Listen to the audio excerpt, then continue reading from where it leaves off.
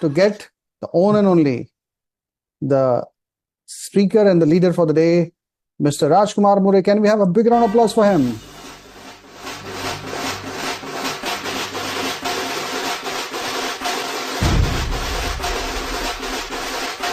Okay, so we have Sita ji, sorry. नमस्ते नमस्ते friends. नाम है सीता राजकुमार मोरे।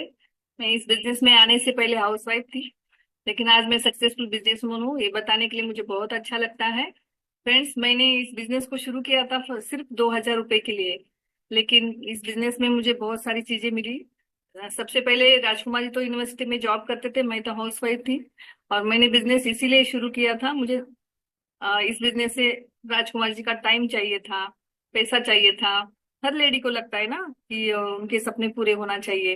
तो उसके लिए हमने इस बिजनेस को शुरू किया। और जब शुरुआती में 10-12 प्रोडक्ट्स थे, उसके साथ हमने प्रोडक्ट्स यूज करना शुरू किया। प्रोडक्ट्स बहुत अच्छे लगे। राजकुमार जी इन्वॉल्व नहीं थे शुरुआती समय में, बाद में इन्वॉल्व हुए। फिर दोनों ने मिलकर इस बिजनेस को हमने पैशनेटली बढ़ाया और रोज इस बिजनेस की एक्टिविटी किया। रोज हमने इस प्रोडक्ट्स के बारे में जानकारी ले लिया और फिर हमने लोगों के साथ शेयर करना शुरू किया। 100% यूज तो किया, साथ साथ ही साथ मेरे जो भी नियर्स एंड डियर्स हैं उनको हमने प्रोडक्ट्स के बारे में जानकारी देना शुरू किया। ये काम रेगुलर मैं करती गई, कंसिस्टेंसी रखी, रोज इस बिजनेस की एक्टिविटी करती गई। डेमोज दिखाया, प्रोडक्ट्स के बारे में जानकारी ले लिया और प्रोडक्ट्स के बारे में जो भी फीचर्स है, बेनिफिट्स है, जो भी हर एक प्रोडक्ट्स के बारे में मैंने जानकारी ले लिया और वही लोग टीम में शेयर करना शुरू किया। और वही सेम डुप्लीकेशन टीम में होता गया। रोज हम इस एक्टिविटी के ऊपर ज्यादा फोकस रखे और रोज एक्टिविटी करते गए। और आज बहुत बड़ा टीम टीम हो गया फ्रेंड्स। और इसके साथ साथ इस बिजनेस से मुझे क्या मिला, इस बिजनेस से मुझे सबसे पहले मेरी हेल्थ अच्छी रही। मेरी और राजकुमार जी की पूरी फैमिली की हेल्थ अच्छी हुई।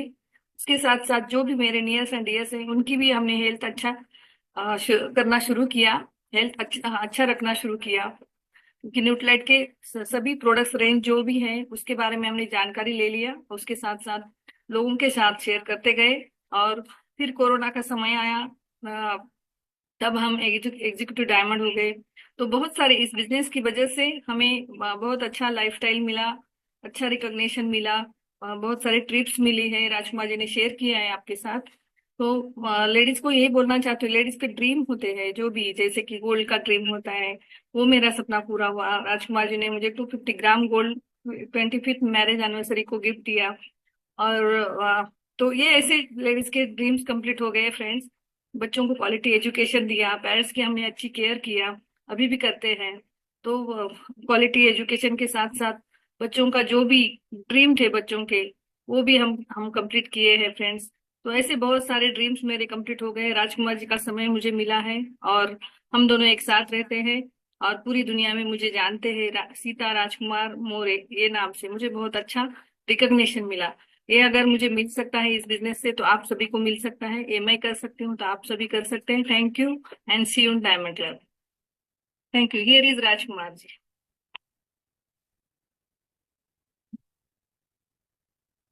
वाह, क्या बात है। Thank you Sita, thank you very much. दोस्तों, आज मैं पूरे भारत को बात कर रहा हूँ और पूरा इंडिया यहाँ पे सुन रहा है। और रजनी चोपड़ा जी की लीडरशिप में बहुत अच्छे बदलाव शुरू हो चुके हैं और हमारी उम्मीदें 100% नहीं 200% कंप्लीट हो। इनिशियल माइंडसेट क्या था? मैं कॉम्प्रोमाइज की जिंदगी जी रहा था दोस्तों, इतनी काफी पढ़ाई के बावजूद भी मुझे लगभग 28 साल लगे इतनी पढ़ाई करने के लिए।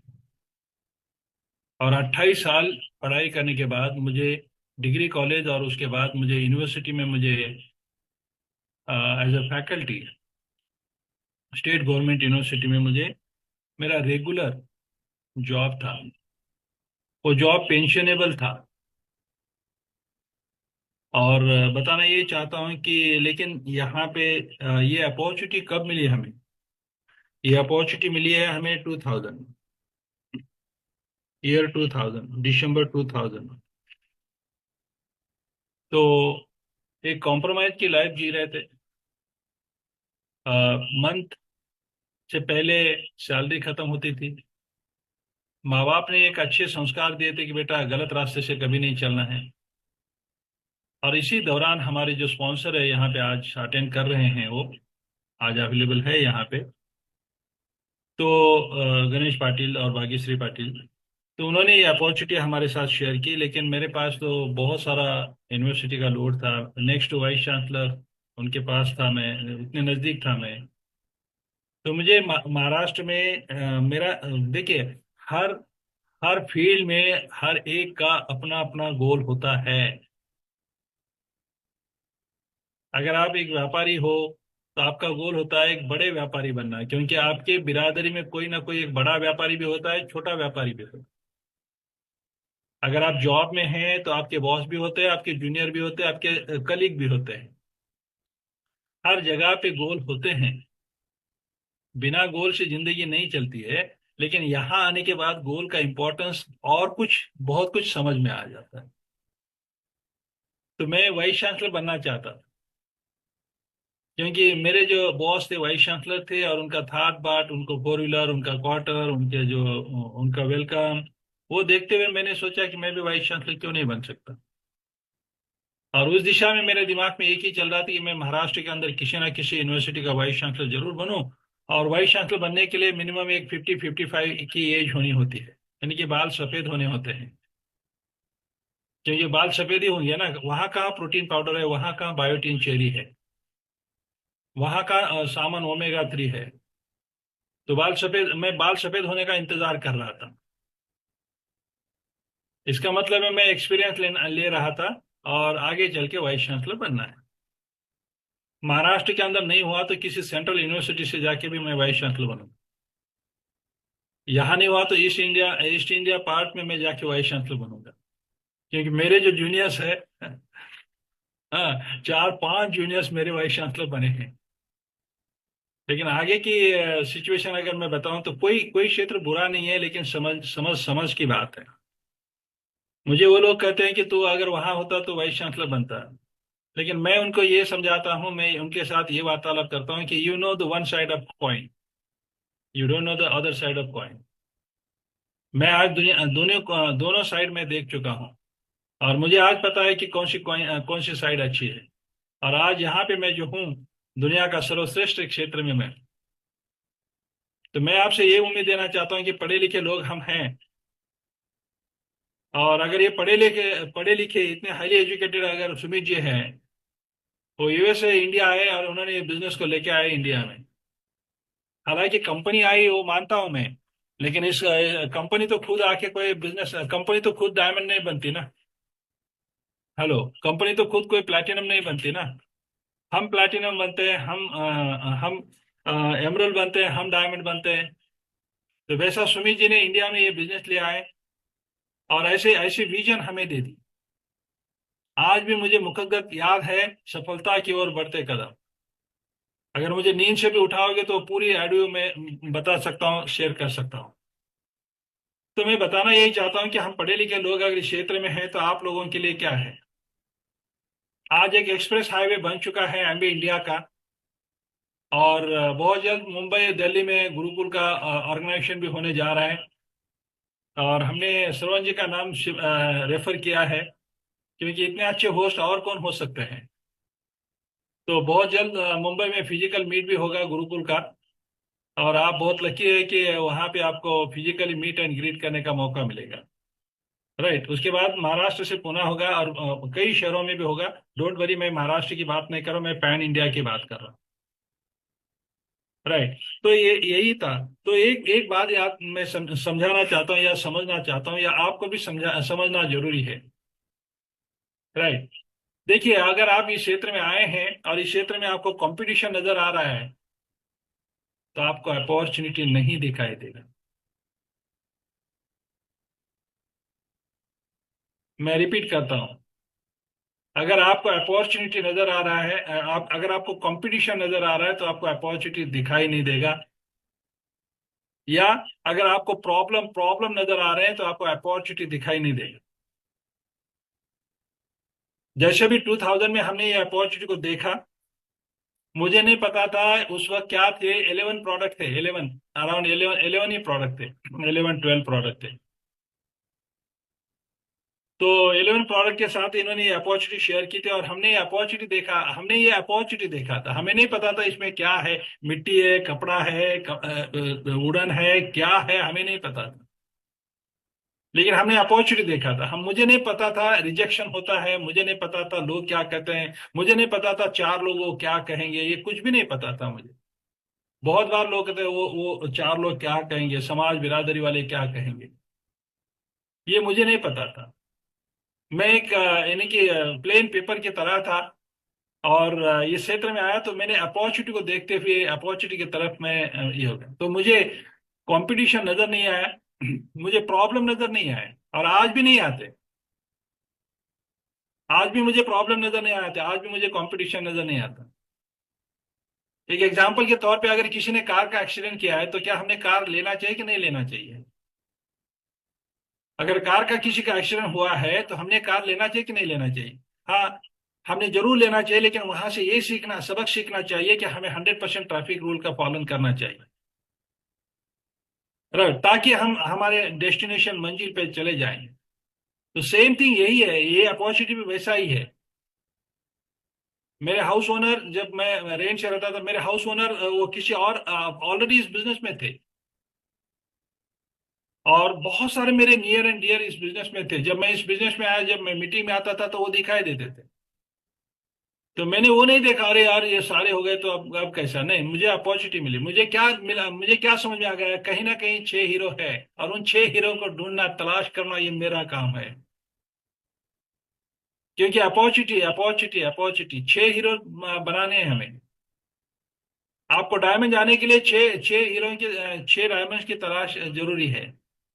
मैंने सोचा ये भारत भारत भारत अरब सागर में अगर ये कोई मछलियां पकड़ रहा है, अरब सागर में, सुनिए, अरब सागर में कोई मछलियां अगर पकड़ रहा है, तो दूसरा आके बोलता है ए, मेरे एरिया में मेरी मेरी मछलियां क्यों पकड़ रहा है?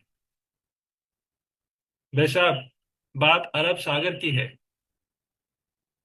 अरब सागर में है, और वो बोल रहा है कि मेरी मछलियां। अरे अरब सागर में मछलियों का तो भंडार है। तो वैसा ही मैं ये कहना चाहता हूं कि भारत की आबादी कितनी है, और इस आबादी के अंदर हमें 6 हीरो ढूंढना है। ये अगर माइंडसेट है तो 6 हीरो मिलेंगे ही ना कहीं तो 6 हीरो है। जिस दिन आपने इस अपॉर्चुनिटी को एक्सेप्ट किया है, उसी दिन आपके 6 हीरो है। जिस दिन आप इस पृथ्वी पे आए हैं, तब तब अगर कोई भी, अगर फॉर एग्जांपल मैं इस पृथ्वी पे आया हूं, तो सीता इस पृथ्वी पे आई है, तो सीता आने से पहले मैं इस पृथ्वी पे आ चुका हूं, उसका लाइफ पार्टनर। तो माइंडसेट की बहुत बात है, बहुत जरूरी है कि आपका सोच क्या है। तो इसीलिए हमने ये कभी नहीं देखा कि हमें क्या कितना काम करना पड़ेगा, आई डोंट नो, आज भी नहीं मुझे पता। मुझे यही पता है कि 6 हीरो बनाना है, 6 हीरो ढूंढना है। तो ये बात है, बहुत इंपॉर्टेंट है, और मैंने ये देखा कि early success matters a lot. Next मेरा मैसेज है आप सभी के लिए, early success matters a lot. आइए आज हम बात करते हैं, डायमंड इनकम की बात करते हैं। आइए हम आज फाउंडर डायमंड इनकम की बात करते हैं, या ईडीसी एग्जीक्यूटिव डायमंड की इनकम की बात करते हैं आज। तो आज के अगर इससे यहां से देखा है, तो अगर आपको एसेट बनाना है, तो आज आज की महंगाई देखते हुए आज 1 करोड़ में क्या आ जाता है? ये सेकंड सेशन, ये बिजनेस सेशन चल रहा है, सेकंड सेशन बिजनेस सेशन चल रहा है। और अगर नए मेहमान बैठे भी हो तो कोई बात नहीं, बहुत अच्छी बात है, इसमें कोई बुरा, हम कोई अलग बात नहीं कर रहे हैं। हम बात ये कर रहे हैं कि आपकी आंखें खुल जाएगी। तो इसीलिए early success matters a lot.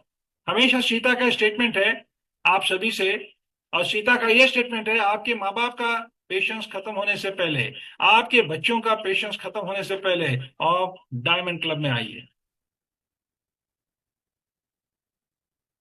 Next चलते हैं, अर्ली सक्सेस के बारे में बातचीत हो गई, क्योंकि हमेशा ये याद रखना चाहिए, हमें जब दांत है तब चने चाहिए। लेकिन समाज में ऐसा होता है, दांत है तो चने नहीं, चने है तो दांत नहीं है। और मेरे अपलाइन कुलीन देसाई ने ये बताया, किरण देसाई ने ये बताया, चने की क्यों बात कर रहे हो, काजू बादाम की क्यों नहीं बात कर रहे हो आप? दांत है तो काजू है, चने हैं, मैंने कि बादाम है, बादाम है तो दांत नहीं है, ऐसे क्यों, ऐसी सिचुएशन क्यों? तो ये बहुत इंपॉर्टेंट है, early success matters a lot. क्योंकि पैसा चाहिए, हेल्थ तो चाहिए, चाहिए, हेल्थ तो फर्स्ट है, लेकिन हेल्थ के साथ साथ पैसा भी तो चाहिए, उसके साथ साथ समय भी तो चाहिए। तो ये बातें बहुत इंपॉर्टेंट है हमें। तो early success matters a lot. Next है, आइए अर्ली सक्सेस की बात करते हैं। कोई बात नहीं, आने वाला समय ये है, A70 आ रहा है, A70 आ रहा है, A70 यानी कि वो डायमंड एंड आपके लिए यूएस लेके चले जाते हैं, दुनिया का एमवे का ग्लोबल हेडक्वार्टर वहां पे लेके चले जाते हैं। क्योंकि A60 को हम गए थे, और अभी A70 की बारी आ रही है। तो A70 के लिए आज मैं बता रहा हूं आपको, आप हर कोई अगर आप डिसीजन लेते हो तो आप A70 के लिए आ सकते हो। क्योंकि अभी अभी एएलएस हुआ, और एएलएस में 3 साल 10 महीने के अंदर एक बंदे ने डायमंडशिप अचीव किया है। आज वाइड स्कोप है। आइए डॉक्टर हरभजन ब्रश की बात करते हैं। 1998 में 9 मंथ में वो डायमंड क्वालिफिकेशन में आए। क्या होम डिलीवरी थी? क्या वेबसाइट था? क्या स्टोर्स थे? एमवे स्टोर्स थे उस वक्त? आज आपके मोबाइल के अंदर है, सब कुछ आपके मोबाइल के अंदर, सारा कुछ है। अगर आप ठान लेते हो तो 45 मंथ के अंदर आप डायमंड बनते हो भारत में। कभी आपने सोचा है मलेशिया की आबादी कितनी है? मलेशिया की आबादी है 3.5 करोड़, मलेशिया। और अगर मलेशिया की बात करूं तो अगर आपको आपको मैं बात करूं तो आपकी जानकारी के लिए मैं बता दूं आपको, मलेशिया में अगर आप देखें, इतना सा छोटा सा कंट्री है, 3.5 करोड़ की आबादी है, और 3.5 करोड़ की आबादी में फाउंडर्स क्राउन एम्बेसडर 5 है, क्राउन एम्बेसडर 5 है। हाँ, फाउंडर्स ट्रिपल डायमंड्स है, ट्रिपल डायमंड्स है, फाउंडर्स डबल डायमंड्स है। कितने हैं? 5 है। डबल डायमंड कितने हैं? 15 है। फाउंडर्स एग्जीक्यूटिव डायमंड कितने हैं? 18 है। और डायमंड की तो बात करो तो लगभग 100 से भी ज्यादा डायमंड्स है 3.5 करोड़ की आबादी में। आप सोच क्या रखते हो, वो मायना रखता है। हमारा भारत देश दुनिया का नंबर, इस पृथ्वी तल पे आबादी का सागर है, अरब सागर है। आबादी, गंदगी, पोल्यूशन, बीमारी, सारा कुछ कहाँ नहीं है, यहाँ है। भारत, 168 कंट्रीज ने इंडिया में फॉरेन डायरेक्ट एफडीआई किया है। दुनिया के 168 कंट्री ने भारत में निवेश किया है, इन्वेस्टमेंट किया है। क्योंकि भारत एक सबसे बड़ी बाजार पेट है, मार्केट है। अगर आप जर्मनी की बात करेंगे, जर्मनी में क्या सारे सारे जो ब्रांड है, यानी कि मर्सिडीज है, BMW है, ये कहां से बनता है? कौन सा? जर्मन मैन्युफैक्चरिंग है। और जर्मनी में अगर ये सारी कारें बनती है तो ये वहां यूज करने के लिए एक इंसान कितनी कार यूज कर सकता है, ये क्या दो? उन्हें पता है कि भारत का बाजार पेट बहुत बड़ी है, तो चलिए, पूरा दुनिया भारत की तरफ आ रहा है और हम इंडिया में हैं। तो ये बात बहुत इंपॉर्टेंट है। आप सोच क्या रखते हो, ये इंपॉर्टेंट है। तो आप ठान लीजिए, आप बातचीत करना शुरू कीजिए कि 45 मंथ में हम डायमंड बन सकते हैं, 45 मंथ में हम डायमंड बन सकते हैं। A70 का गोल रखिए, क्योंकि ये बहुत जरूरी है। नेक्स्ट है, आइए, आज कारपोरेशन कौन सी भाषा कर रहा है? सिलेबस क्या है? कारपोरेशन की भाषा में हम चलते हैं। कारपोरेशन की भाषा है SSI, कारपोरेशन की भाषा है। आज सिलेबस क्या है हमारा इस बिजनेस का? हमारा सिलेबस है SSI, हमारा सिलेबस है BFI, हमारा सिलेबस है BBI।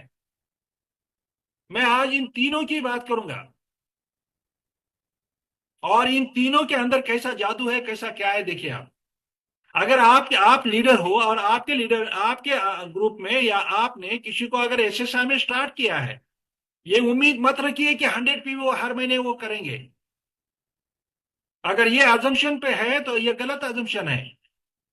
100 PV में से, क्योंकि नया है, आप सोचिए, आप जब नए थे तो क्या आपने 100 PV किया था? मैंने तो नहीं किया था, 2-3 महीना लगे थे मुझे। जब ये बिजनेस समझ में आ गया तब मैंने शुरू किया। एक फंक्शन में हम गए और उस फंक्शन से, मुंबई में फंक्शन था अंधेरी क्रिकेट स्टेडियम में, और वो फंक्शन में हम गए थे, और उस फंक्शन में जाने के बाद मुझे समझ में आ गया, क्योंकि मैंने कांति को देखा, मैंने सुमित बहादुर को देखा, मैंने अमित सोदी को देखा।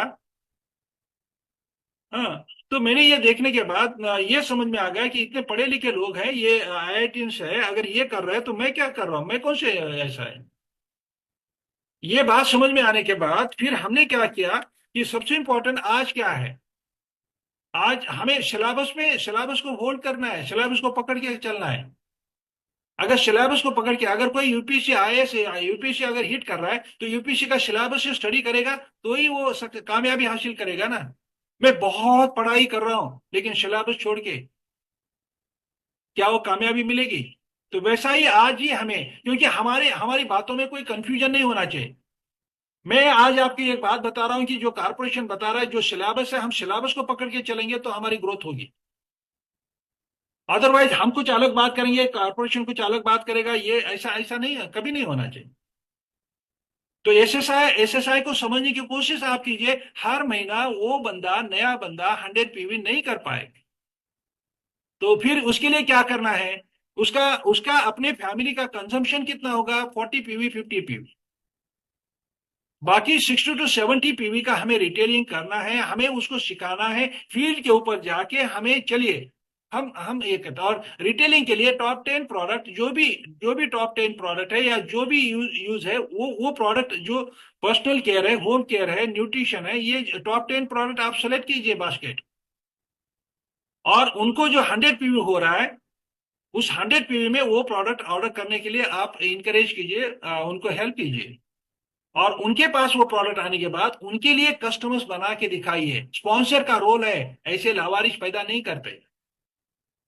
मेरे स्पॉन्सर और मेरे स्पॉन्सर के स्पॉन्सर, स्पॉन्सर के स्पॉन्सर, हाँ, 1.5 साल इन्होंने कड़ी मेहनत ली मेरे साथ, लगभग 2 साल तक इन्होंने मेरे साथ कंधे से कंधा मिला के, हाँ, मैं तैयार हो गया तो ये तैयार हो गए, मैं अगर तैयार नहीं होता तो ये कहां से तैयार होते हैं। पहले स्टूडेंट होता है, बाद में टीचर होता है। अगर आप तैयार है तो आपकी अपलाइन तैयार है। आप अगर आप एक कदम चलने के लिए तैयार तो आपके अपलाइन 3 कदम आपके लिए चलने के लिए तैयार है। ऐसा कौन सा प्लेटिनम है जो मदद नहीं करना चाहता, ऐसा कौन सा एमरल्ड है जो मदद नहीं करना चाहता, जो बंदा उसके टीम में तैयार है उसके लिए। लेकिन सबसे पहले आपको तैयार होना पड़ेगा। आप इस बिजनेस में हो, तो मैं तैयार हो गया तो ये मेरे साथ इन्होंने 1 साल 1.5 साल बहुत अच्छा काम किया मेरे साथ, और इन 1.5 सालों के अंदर मैं सब कुछ सीख गया, और सीखने के बाद मैंने क्या किया, मैंने भी रिटेलिंग करना शुरू किया। तो आपको जिन्होंने जिन्होंने आप एसएसआई का सही सेंस, राइट सेंस से हमें एसएसआई का बेनिफिट उठाना है, राइट सेंस से हमें बीएफआई का ये करना है, राइट सेंस से हमें बीबीआई का लाभ उठाना है। इसी के अंदर डायमेंशिप छुपी हुई है। मैं आज आपको बता रहा हूं, सिलेबस में बता रहा हूं, कारपोरेशन ने जो सिलेबस दिया वो तो है, लेकिन उसके अंदर मैं ये बताऊंगा।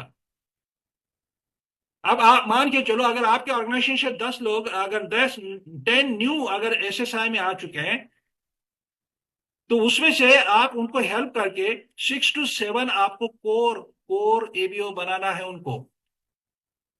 आपको 6 to 7 पीपल्स को, तो आउट ऑफ 10 कम से कम 6 to 7 एबीओ को कोर एबीओ बनाना है। और वो कोर एबीओ कैसे बनेंगे, उनको हम उनके लिए कस्टमर्स क्रिएट करके देना पड़ेगा फील्ड वर्क के ऊपर जाके। ये काम पहला करना पड़ेगा। दूसरा, बीएफआई, ब्रॉन्ज फाउंडेशन इंसेंटिव। हमें हमेशा ये याद रखना है कि उनको कितना कितना टीम लगता है, यानी कि बीएफआई के लिए कितना टीम लगता है। कोई तो अनम्यूट करके बात कर सकता है मुझे। बीएफआई के लिए कितना टीम लगता है, या चार्ट कर सकते हैं, चार्ट कर सकते हैं। बीएफआई के लिए कितना टीम लगता है, बीबीआई के लिए कितना टीम लग सकता है, कोई भी एक चार्ट करके बता सकते हैं आप, राइट? हाँ, कितने टीम लग सकते हैं, बात कीजिए। क्या हुआ? सर सब चैट पे डाल रहे हैं। चैट पे डाल रहे, तीन तीन हाँ तीन हाँ तीन टीम, हाँ, कितने टीम? तीन तीन 3। 3 टीम्स। देखिए चार्ट में 3 टीम्स आ गए, गलत। हम बिजनेस में हैं, हम जॉब में नहीं है। आपका अगर आंसर 3 आ गया तो ये आंसर नहीं है। आंसर सही सही answer minimum 3 teams. Hello, minimum 3 teams. अगर 3 टीम पकड़ के चलेंगे, 3 टीम पकड़ के चलेंगे तो आगे चल के कैसे होगा? कंसिस्टेंट बीएफआई नहीं होगा। अगर कंसिस्टेंट बीएफआई चाहिए तो हमें क्या करना चाहिए? मिनिमम 3 टीम्स ये कहा है, तो मैं ये कहता हूं आज आपको कि डबल बीएफआई जाइए। चलिए डबल बीएफआई प्रमोट कीजिए। अगर हमें डायमंड जाने के लिए कितने टीम चाहिए? मिनिमम 6 टीम चाहिए। मान के चलिए अगर डायमंड जाने के लिए 6 टीम चाहिए, मान के चलिए 6 मंजिल इमारत खड़ी करनी है हमें। अगर 6 मंजिल की इमारत खड़ी करनी है तो उसका फाउंडेशन, उसका पाया 3 मंजिल का करना ये सही है क्या? बीएफआई में 3 टीम बताया गया है। अगर हम बीएफआई की बात करेंगे तो 3 मंजिल की इमारत होगी, लेकिन हमें तो चलना है 6 मंजिल की इमारत, क्योंकि डायमंड बनना इस क्षेत्र में आए तो हमें। देखिए दोस्तों, आपका सेल यहाँ पे एक बातचीत मैं ये करना चाहूंगा। अगर आपका सेल कर रहे हैं तो आपकी बिजनेस की शुरुआत हो गई। सेल से आपकी बिजनेस की शुरुआत होगी। और अगर आप टीम बनाएंगे, तगड़ी टीम बनाएंगे, तो जिस मंजिल के लिए, जिस सपनों के लिए आप इस बिजनेस में आए, वो साकार होंगे। सेल से आपका बिजनेस शुरू होता है, लेकिन आप टीम बनाएंगे, 3 team, 4 team, 5 team, 6 team, 7 team, 8 team, इस तरह से अगर टीम बनाएंगे आप, तो आप फाउंडर्स एमरल्ड जाएंगे, फाउंडर्स डायमंड जाएंगे एंड बियॉन्ड जाएंगे। तब आपके सपने पूरे होंगे और जिस मंजिल के लिए आए, जिसके लिए आप इस बिजनेस में आए हो, वो आपके साकार, वो हासिल होगा। तो मैं यही मैं कहना चाहता हूं कि राइट फ्रॉम फाउंडेशन में डबल बीएफआई की बातचीत कीजिए। आपने अपने टीम में double BFI, double BFI, double BFI, double BFI, बाद में चलते हैं बीएफ। देखिए क्वालिफिकेशन मेरा राइट सेंस से आप ये लीजिए। फिर अगर हम डबल बीएफआई की बात करेंगे तो फिर हम बीबीआई के बाद सिल्वर या क्वालिफिकेशन की बात न करते हुए double BFI, double BFI, double BBI, double BBI, double BBI. जैसे भी यहां पे हम डबल बीबीआई की बात करेंगे तो उसका एवरी मंथ उसका रेगुलरली वो बीबीआई क्वालिफाई होते रहेंगे। और यहीं पे स्ट्रक्चर फॉर्मेशन होगा। हमें कुछ अलग नहीं बात करना है, हमें कुछ अलग ये नहीं करना है। और मैं आप सभी लीडर से ये कहना चाहता हूं, एक कार्डिनल रूल है। और वो कार्डिनल रूल क्या होते हैं कि कोई भी, यानी कि कार्डिनल रूल के बारे में आप सभी को पता है, फिर भी मैं रिपीट करूं, कोई भी नेगेटिव बातें किसी के साथ शेयर नहीं करना है। राइट, ये बहुत इंपॉर्टेंट है। बेसिक चीजें बहुत इंपॉर्टेंट, बेसिक चीजों को कभी नहीं भूलना चाहिए। संजय चौहान जी मेरे बहुत अच्छे दोस्त हैं। जब भी मिलता हूं मुझे बहुत अच्छी तरह से प्रेरणा मिलती है। मेरे कामयाबी में उनका बहुत योगदान है। इतने दूर, लंबे दूर शहर नंदेड़ आए थे वो सेमिनार लेने के लिए। कई सेमिनार किए हैं, यानी कि विजय प्रकाश जी ने, संजय जी ने, श्रवण कुमार ने। हमारी कामयाबी में इनका योगदान है, लेकिन हमने कभी इनके साथ प्रॉब्लम नहीं शेयर की। इस कार्डिनल रूल को बहुत ही रिलीजियसली फॉलो कीजिए आज भी। हो सकता है श्रवण कुमार जी का नंबर आपके पास हो, लेकिन श्रवण कुमार जी को आप कभी प्रॉब्लम या आपके कोई दिक्कत नहीं पूछना चाहिए, मुंबई में ये है, मुंबई में कैसा हो, मुंबई में वो। नो, कभी नहीं, मैं श्रवण जी को कभी नहीं डिस्टर्ब करता हूं। तो ये कार्डिनल रूल है और इन कार्डिनल रूल को फॉलो करना बहुत जरूरी है। और एक बात है, कोई भी बात करने से पहले आप कीजिए, हर एलओएस का अलग अलग अपना अपना एक स्टाइल होता है, अपना अपना एक पैटर्न होता है। हाँ, आज यहाँ पे महाराष्ट्र के अंदर बहुत सारे ट्यूशन क्लासेस है। हर ट्यूशन क्लासेस आए भी है, यानी कि आरसीसी है, बहुत सारे ट्यूशन क्लासेस है यहाँ। यानी कि एलन एलन है, उनकी एक अपनी अपनी एक पढ़ाने की उनकी एक अपनी अपनी स्टाइल होती है। वैसा हर एलओएस में अलग अलग होती है। लेकिन मैं उसके आगे जाके कार्डिनल रूल तो है, ये कार्डिनल रूल को फॉलो करना है। कभी भी अपने अपने यानी कि ऑर्गेनाइजेशन में या किसी के ऑर्गेनाइजेशन में, हाँ, रिस्पेक्ट टू द लेडीज बहुत इंपॉर्टेंट बात है। Never ever mess up with anybody's spouse, never ever mess up with anybody's money, never ever mess up with anybody's ego. और इसके आगे जाके मैं एक और कार्डिनल रूल बताना चाहता हूं, और वो कार्डिनल रूल से मेरी यहाँ समाप्ति होगी। और वो कार्डिनल रूल ये है कि हर लीडर यहाँ पे आते हैं, लीडर ने एक केयर करना चाहिए, बहुत इंपॉर्टेंट है, मेरा हाथ जोड़ के ये इंपॉर्टेंट है। और वो क्या है, जैसे पराई नारी के ऊपर हाथ लगाना ये जितना अपराध है, जितना पाप है, उतना एक पाप है कि कभी भी कोई कंफ्यूजन क्रिएट नहीं करना। किसी भी ऑर्गेनाइजेशन में जब कभी आप कभी बात कर रहे हैं, आपको मौका मिला है, तो यहां से कंफ्यूजन नहीं करना।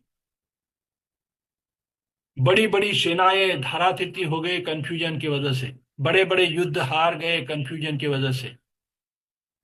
तो कभी अपने ऑर्गेनाइजेशन में कंफ्यूजन नहीं क्रिएट करना है, किसी और के ऑर्गेनाइजेशन में भी कंफ्यूजन क्रिएट नहीं करना है।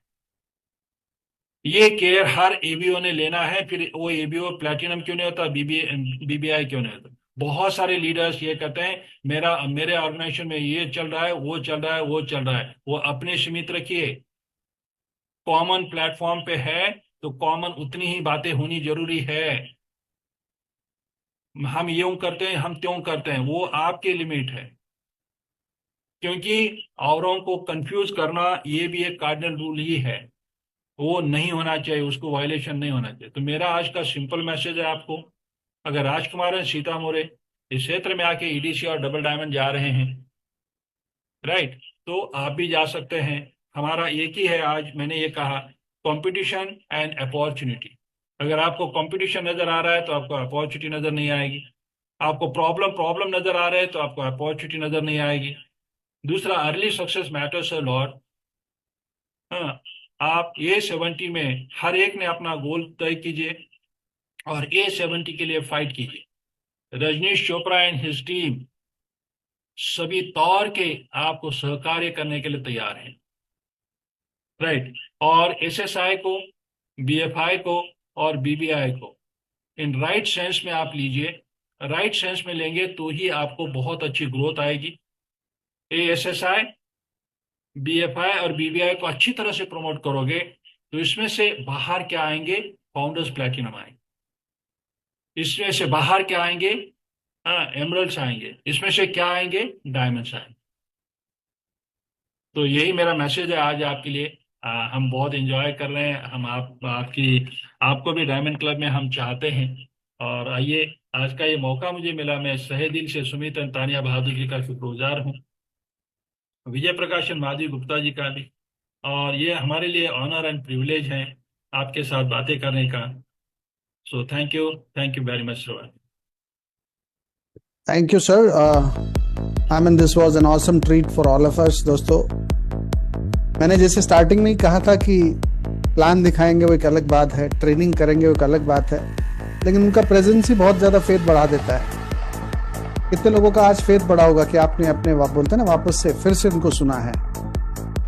ये मेमोरीज और ये, क्योंकि हमारे और हमारे सफलता के बीच में फेथ का बहुत बड़ा रोल होता है, और उनका आना ही हम सबके लिए बहुत बड़ा प्रेरणा था। सो सर, बहुत बहुत धन्यवाद पूरे मुंबई टीम की तरफ से। And we are honoured and privileged to have listen to you and have such dignitaries in this industry. और पूरे मुंबई की टीम तरफ से सर के परिवार के लिए, उनकी सफलता के लिए, उनके स्वास्थ्य के लिए, उनकी सुरक्षा के लिए हम लोग प्रार्थना करते हुए, जोरदार तालियां बजाते हुए सर को हम थैंक्स देंगे। और इसी के साथ आज का सेशन कंप्लीट करेंगे। अगली बार हमारे पास गजब का स्पीकर है। इतना ज़बरदस्त कॉन्ट्रास्ट है आज, देखिए आपने देखे ना कितने सारे डिग्रीज थे। अब अगली बार आपको ऐसे मिलेंगे जो उनका भी इतना ही बड़ा बिजनेस है लगभग, but he comes from a very humble background. Durga Singh ji आ रहे हैं, आप जानते ही, comes from a tyre puncture background. So अगर आपने देखा होगा कि आज और वो, अगर उन दोनों के बीच में तो हम सब आ ही जाते हैं, राइट।